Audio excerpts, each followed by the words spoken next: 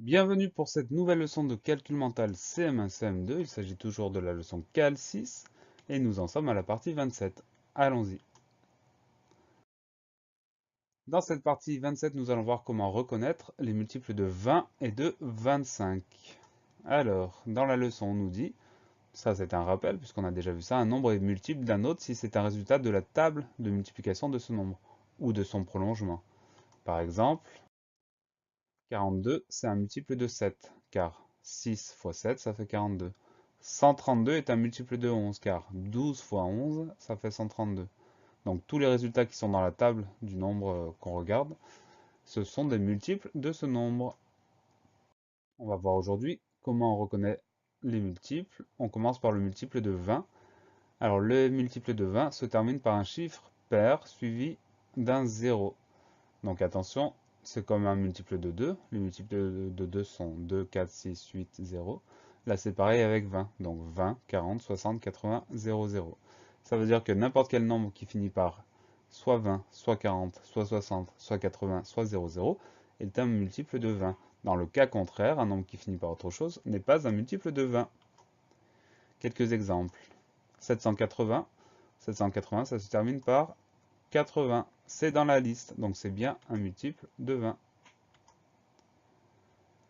Ensuite, 810. 810, ça se termine par 10. On regarde les deux derniers chiffres, ça se termine par 10. Ça ne marche pas. Ce n'est pas un multiple de 20. C'est pas compliqué, on continue. Ensuite, on va travailler sur les multiples de 25. Les multiples de 25 se terminent par 25, 50, 75 ou 0, 0. Dans les autres cas, ce ne sont pas des multiples de 25. Donc tous les nombres qui se terminent par 25, 50, 75 ou 0, 0 sont des multiples de 25. 1275, ça se termine par 75, donc c'est un multiple de 25. 520, ça se termine par 20, donc ce n'est pas un multiple de 25. Donc c'est pas compliqué non plus. On regarde si ça fonctionne ou pas. Si ça fonctionne, c'est bien un multiple. Si ça fonctionne pas, ce n'est pas le cas. 1250 est-il un multiple de 20 ou de 25? Donc on regarde les deux derniers chiffres. On corrigera à la fin, tout à l'heure. 800.